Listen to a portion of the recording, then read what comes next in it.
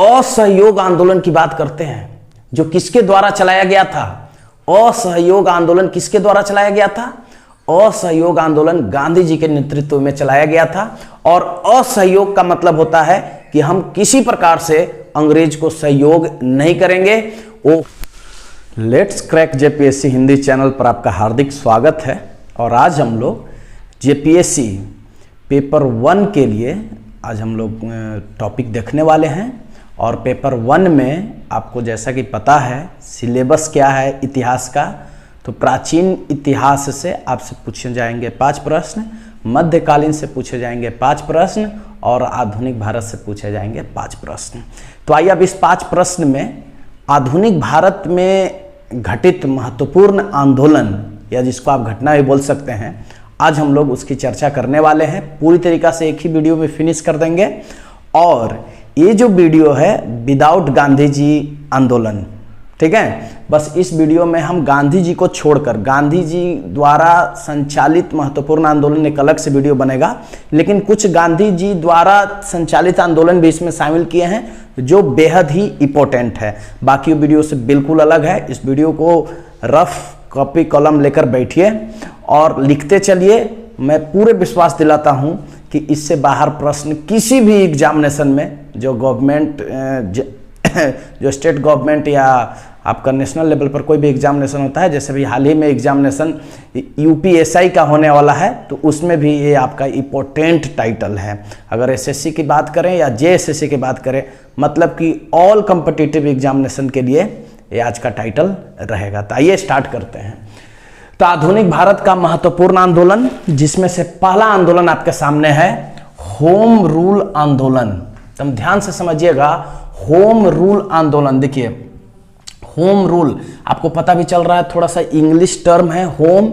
Home means घर, घर, घर का नियम, मतलब कि घर पर रहकर आप कैसे आंदोलन करेंगे। तो होम रूल आंदोलन 1916 में शुरू हुआ, मतलब कि 1916 में शुरू हुआ, प्रथम विश्व युद्ध के बाद। मैं जितना आपको एनालिसिस कर रहा हूं, आप ध्यान से मेरी बातों को सुनते चलेंगे, बिल्कुल कंप्लीट हो जाएगा।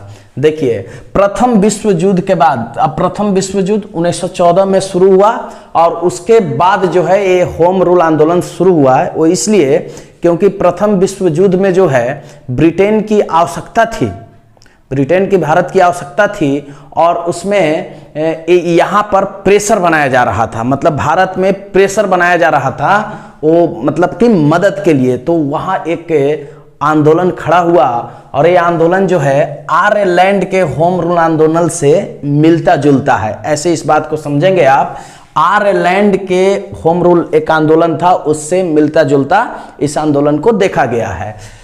मतलब कि आयरलैंड के होम रूल से प्रभावित आंदोलन था, जो होम रूल आंदोलन भारत में 1916 ईस्वी में शुरू हुआ। ऐसा आपको समझना है।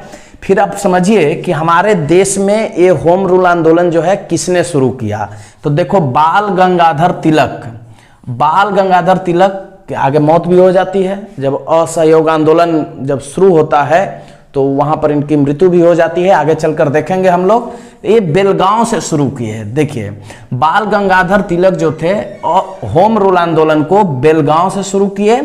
और एनी बेसेंट, देखिए एनी बेसेंट कांग्रेस के महिला अध्यक्ष भी रह चुके हैं।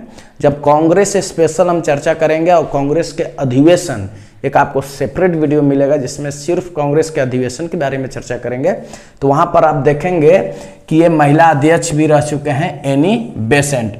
तो ये मद्रास से होम रूल आंदोलन शुरू किए। देखिए एक बार आप फिर से समझिए कि होम रूल आंदोलन 1916 में स्टार्ट हुआ। अब क्वेश्चन तो बहुत प्रकार से बन सकते हैं ना, कॉन्सेप्ट को यदि क्लियर रखिएगा तो किसी भी क्वेश्चन को आप आंसर दे दीजिएगा। जैसे कि यहाँ पर क्वेश्चन बनता है कि होम रूल आंदोलन किस विश्व युद्ध के बाद शुरू हुआ, तो प्रथम विश्व युद्ध, द्वितीय विश्व युद्ध, तो आपका आंसर क्या होगा? प्रथम विश्व युद्ध के बाद ये होम रूल आंदोलन शुरू हुआ, जिसका नेतृत्व बाल गंगाधर तिलक बेलगांव से और एनी बेसेंट मद्रास से शुरू किए। ठीक है, अब आइए बात करते हैं रोलेट एक्ट का। रोलेट एक्ट 19 मार्च 1919। देखिए 1919 में 3 घटनाएं हुई थी। 1919 में 3 घटनाएं आप याद रखेंगे। रोलेट एक्ट याद रखेंगे, खिलाफत आंदोलन याद रखेंगे और जालियांवाला बाग सबको तो पता ही होगा। तो रॉलेट एक्ट 19 मार्च 1919 को ये आया, जिसे काला कानून कहा गया। क्या कहा गया? काला कानून कहा गया। और इस कानून में संदेह के आधार पर गिरफ्तारी होती थी, मतलब कि सिर्फ संदेह हो जाता था, नो वकील नो दलील। ठीक है, इसका मतलब नारा ही था कि कोई वकील नहीं, कोई दलील नहीं, सीधे मतलब गिरफ्तारी होता था केवल संदेह के आधार पर। इसलिए इस कानून को काला कानून कहा गया। पहले बात को आप समझ लीजिए। अच्छा, संदेह के आधार पर गिरफ्तारी हुई, जिसमें सैफुद्दीन किचलू और डॉक्टर सत्यपाल, जो पंजाब का एक फेमस लीडर थे उस समय का, अमृतसर पंजाब के फेमस लीडर थे सैफुद्दीन किचलू और डॉक्टर सत्यपाल। ये दोनों एक फेमस पंजाब का लीडर थे, जिन्हें गिरफ्तार कर लिया गया 10 अप्रैल 1919 ईस्वी को। गिरफ्तार कर, अब जैसे कोई भी लीडर आगे आकर विरोध कर रहा है कि भाई रॉलेट एक्ट जो है काला कानून है, तो जो लीडर आकर आगे विरोध करता है, मतलब वो फेमस लीडर जो होता है, उसको गिरफ्तार कर लिया जाता है। ये पहले से नीति चली आ रही है, अब तक देखा गया है। तो गिरफ्तारी हो गई। अच्छा, गिरफ्तारी के बाद लाजमी था कि ये जो रॉलेट एक्ट, मतलब कि संदेह के आधार पर केवल गिरफ्तारी हो रही थी, तो लाजमी था कि यहाँ जनता में एक आक्रोश होगी, और इसी आक्रोश के कारण जो है एक जगह बहुत सारे लोग जो है एकत्रित थे। अमृतसर में जालियांवाला बाग जो है एक अमृतसर का जगह था पंजाब में, तो वहाँ पर लोग बहुत सारे एकत्रित हुए थे, और जनरल डायर जो था वहीं पर अंधाधुंध गोली चलवा दिया। और जालियांवाला बाग एक घटना हुआ इतिहास में, जो यहाँ के भारतीयों को झकझोर कर रख दिया था। आइए देखते हैं। कह रहा है कि जालियांवाला बाग हत्याकांड 13 अप्रैल 1919, बहुत एग्जामिनेशन में पूछा गया है। 13 अप्रैल 1919 आप याद रखेंगे ये डेट। जालियांवाला बाग हत्याकांड कब हुआ? 13 अप्रैल 1919। अब देखो भाई, अभी मैं क्या बताया आपको कि रॉलेट एक्ट के विरोध में ही हुआ था, रॉलेट एक्ट के विरोध, और प्लस में इसका कारण क्या था कि डॉक्टर सत्यपाल और सैफुद्दीन किचलू का जब गिरफ्तारी होती है, तो उसके बाद जनताओं में, समाज में एक आवाज़ उठने लगती है। उस आवाज़ को बुलंद करने के एक जगह लोग एकत्रित हुए थे, और उसी बीच जनरल डायर ने अंधाधुंध गोलियां चलवा दी। देखिए, कह रहा है कि जालियांवाला बाग हत्याकांड 13 अप्रैल 1919 को शुरू हुआ, मतलब 19 को घटना घटा जालियांवाला बाग हत्याकांड, और रॉलेट एक्ट के विरोध में पंजाब अमृतसर, देखिए जगह भी आप याद रखेंगे, रॉलेट एक्ट के विरोध में पंजाब अमृतसर जनरल डायर ने अंधाधुंध गोलियां चलवा दिया, अंधाधुंध गोलियां चलवा दिया। बाद में जांच के लिए कमीशन को नियुक्त किया गया, हंटर कमीशन। देखिए यहाँ से इंपॉर्टेंट प्रश्न ये भी बनता है कि जालियांवाला बाग जो हत्याकांड था, ये जांच के लिए किस कमीशन का उपयोग किया गया?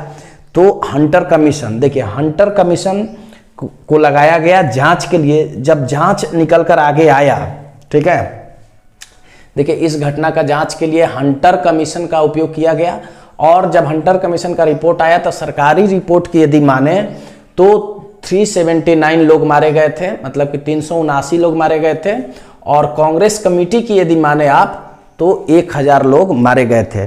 अब देखिए जालियांवाला बाग हत्याकांड का बहुत सारे निष्कर्ष निकला कि जो महात्मा गांधी को 1915 में केसर हिंद की उपाधि मिली थी, रविंद्रनाथ टैगोर को जो सर की उपाधि मिली थी, ये सरकार को, ब्रिटिश सरकार के तरफ से इनको उपाधि दी गई थी, ये उपाधि जो है लौटा दी है ब्रिटिश सरकार को। जैसे आज के दिनों में भी देखा गया है कि किसी को पुरस्कार मिला, ठीक है, जैसे अभी विजेंद्र सिंह को जो पुरस्कार मिला था, ठीक है, वो उन्होंने लौटा दिया। अब कैसे लौटाते हैं? जब आपको जैसे प्राइज मिला, पुरस्कार मिला सरकार के तरफ से, ठीक है, अब सरकार के काम से, सरकार के कार्यकाल से आप यदि संतुष्ट नहीं होते हैं तो अभी भी आप लौटाया जाता है। तो वहां पर भी जो ये जालियांवाला बाग हत्याकांड हुआ, इसके विरोध में जो है इन्होंने जो उपाधि मिला था, ब्रिटिश सरकार द्वारा जो उपाधि मिला था, गांधी जी को केसर हिंद की उपाधि मिला था 1915 ईस्वी में, और रविंद्रनाथ टैगोर को सर का उपाधि मिला था, इन्होंने ब्रिटिश सरकार को वापस लौटा दिए। ठीक है। अच्छा, कहीं कहीं पे देखिएगा कि असहयोग आंदोलन जब शुरू होता है, असहयोग आंदोलन 20 में शुरू हो गया, तो कहीं कहीं बुक में वहाँ पर भी देखेंगे आप कि लिखा हुआ है कि असहयोग आंदोलन का जो आप रिजल्ट देखते हैं, निष्कर्ष देखते हैं, तो वहाँ भी उपाधियों का लौटाने का दौर थमा नहीं था, वहाँ पर भी उपाधि लौटाया जा रहा था। ठीक है, आइए बात करते हैं। अब देखिए एक हंसराज नामक व्यक्ति था, जो ये जलियांवाला बाग जो हत्याकांड हुआ 13 अप्रैल 1919 में, इन्होंने जनरल डायर की सहायता की थी। ठीक है, ये भी इंपॉर्टेंट प्रश्न है जो आपको वनडे एग्जामिनेशन में देखने को मिलता है कि जनरल डायर को किसने सहायता की थी, तो हंसराज ने सहायता की थी। क्लियर है? अच्छा, एक बार और समझ लें कि इस घटना को जांच के लिए हंटर कमीशन एक आयोग बना था जांच के लिए, जो सरकारी रिपोर्ट के अनुसार जो है 379, कांग्रेस कमेटी के अनुसार देखा जाए तो 1000 लोग मारे गए थे। आइए बात करते हैं खिलाफत आंदोलन की। अब ये खिलाफत आंदोलन भाई 1919 में ही शुरू हो गया था। ठीक है, अब एक खिलाफत आंदोलन किस लिए शुरू हुआ, तो एक तुर्की में पद हुआ करता था। ठीक है, उनका धार्मिक पद था तुर्की में। ठीक है, देखिए तुर्की में एक पद था खलीफा, आप याद रखेंगे, एक खलीफा पद था, और इस खलीफा पद को उन्होंने डिस्ट्रीब्यूट कर दिया था, जो ब्रिटिश सरकार था, डिस्ट्रीब्यूट करके कई भागों में बांट दिया था। इसी के विरोध में मुस्लिम का ये पद था, इसी के विरोध में मतलब कि ये पद रहना चाहिए, मतलब ये डिस्ट्रीब्यूट नहीं होना चाहिए, इसके समर्थन में मतलब कि होना नहीं चाहिए, और उन्होंने कर दिया था ऐसा। तो इसके समर्थन में देखिए शौकत अली, ठीक है, और मोहम्मद अली, ये खिलाफत आंदोलन छेड़ दिए 1919 ईस्वी में ही। इनको अली बंधु के नाम से भी जाना जाता है। ठीक है, अली बंधु के नाम से भी जाना जाता है। अच्छा, ऐसे भी प्रश्न बन सकते हैं कि निम्नलिखित में किसने खिलाफत आंदोलन शुरू किया, तो वहाँ पर हो सकता है कि मोहम्मद अली ऑप्शन में रहे और बाकी सारे ऑप्शन अलग हो, तो आपका मोहम्मद अली टिक कर देना है, या शौकत अली रहे तो शौकत अली आपको टिक कर देना है। तो आप याद रखेंगे खिलाफत आंदोलन 1919 में शुरू हुआ। अच्छा, खिलाफत आंदोलन क्यों शुरू हुआ, देखिए जब आप डिस्क्रिप्टिव टाइप के पेपर जैसा आप जीके याद करेंगे तो आपको हमेशा याद रहेगा, और सीरीज द्वारा आप याद रखें कि कौन से घटना के बाद कौन से घटना हुआ, तो आपको जल्दी याद हो जाएगा। ठीक है, अच्छा मैं आपको पहले ही बता दिया था चंपारण वगैरह ये सब गांधी जी से रिलेटेड है। गांधी जी का आपको सेपरेट आंदोलन हम आपको देंगे नेक्स्ट वीडियो में। आइए बात करते हैं असहयोग आंदोलन। असहयोग आंदोलन की बात करते हैं, जो किसके द्वारा चलाया गया था। असहयोग आंदोलन किसके द्वारा चलाया गया था, असहयोग आंदोलन गांधी जी के नेतृत्व में चलाया गया था। और असहयोग का मतलब होता है कि हम किसी प्रकार से अंग्रेज को सहयोग नहीं करेंगे। वो हो सकता है कि हम अंग्रेज का सामान का यूज ना करें, हो सकता है कि हम वकालत के जो डिग्री है मेरे पास, वकालत के डिग्री को हम त्याग दें, हो सकता है कि हम सरकारी कॉलेज में पढ़ा रहे हैं उसको त्याग दें। मतलब इस प्रकार से बहिष्कार किया गया अंग्रेज वस्तुओं को, सरकारी कॉलेजों को, वकालत को, और बहुत सारे उपाधियां जो हैं लौटाने का सिलसिला जारी हो गया। इसी को कहा गया असहयोग आंदोलन, मतलब कि किसी प्रकार से अंग्रेजों की सहायता नहीं करनी है। पूछा जाता है कि असहयोग आंदोलन कितने ईस्वी में शुरू हुई, तो असहयोग आंदोलन 1 अगस्त 1920 को शुरू हुआ। अच्छा, किसके नेतृत्व में शुरू हुआ, तो गांधी जी के नेतृत्व में शुरू हुआ। क्लियर है, किसके नेतृत्व में शुरू हुआ, गांधी जी के नेतृत्व में शुरू हुआ। अच्छा, कभी कभी ऐसे प्रश्न पूछा जाता है कि ये किस अधिवेशन, जो कांग्रेस का अधिवेशन चल रहा था, तो कांग्रेस के अधिवेशन में इसे पारित किया गया था असहयोग आंदोलन।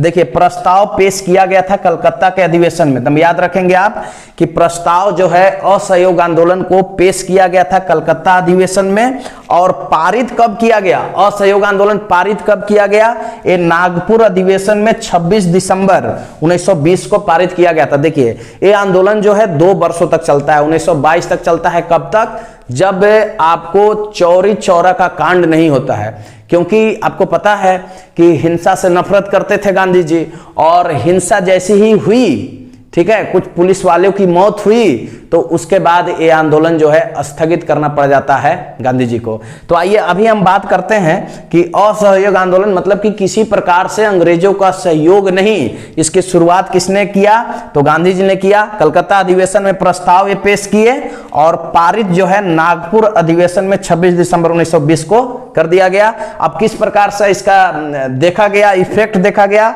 सरकारी कॉलेज, विदेशी वस्तु का त्याग, सरकारी उपाधियों का त्याग, और वकालत का त्याग। जैसे मोतीलाल नेहरू, जवाहरलाल नेहरू, ये सब जो वकालत की डिग्री हासिल किए थे सबको त्यागने लगे और जो उपाधि ग्रहण किए थे, जो ब्रिटिश सरकार द्वारा उपाधियां दी गई थी, वो भी ये लौटाने लगे। मतलब ये हुआ कि अंग्रेज को किसी प्रकार से सहयोग नहीं करना है और इसी आंदोलन में मांग उठी थी स्वराज का। और गांधी जी ने एक नारा दिया था इस आंदोलन के तहत कि हमें 1 वर्ष में स्वराज चाहिए, 1 वर्ष में स्वराज चाहिए। मतलब एक ऐसा राज्य जिसमें स्वशासन हो, ठीक है, 1 वर्ष में। देखिए, कभी कभी प्रश्न पूछा जाता है कि गांधी जी ने किस आंदोलन में 1 वर्ष के स्वराज की नारा दिया था, तो आपका आंसर होगा असहयोग आंदोलन। तो आप याद रखेंगे एक और चीज, 1 अगस्त 2020 को ही, जिस समय ये असहयोग आंदोलन शुरू हुआ था, उसी समय बाल गंगाधर तिलक की मृत्यु हो गई थी। 1 अगस्त 2020 को बाल गंगाधर तिलक की मृत्यु हो गई थी। उसके बाद आते हैं छठा घटनाक्रम में चौरी चौरा कांड, 4 फरवरी 1922। देखिए, इतिहास में बहुत ही महत्वपूर्ण घटना है। देवरिया जिला उत्तर प्रदेश की यह घटना है। यह गोरखपुर उसी जनपद में पड़ता था। तो चौरी चौरा पुलिस थाना में, देखिए चौरी चौरा एक गांव का नाम था, ऐसे आप याद रखें। गोरखपुर एक जनपद था, उसी में जो है चौरी चौरा एक गांव था, उसी में एक थाना था, ठीक है। उसी में जो है आग लगा दी गई। आक्रोशित जो भीड़ थी वहां पर आग लगा दी गई और इसमें आग लगाने के बाद 22 पुलिस की मौत हो गई थी, ठीक है। 22 यहां पर जो है पुलिस मारे गए थे। और इसका निष्कर्ष ये निकला, देखिए सबसे बड़ा निष्कर्ष ये निकला कि 12 फरवरी, देखिए 4 फरवरी को ये घटना हुई और 12 फरवरी 1922 को असहयोग आंदोलन जो है रोक दिया गया।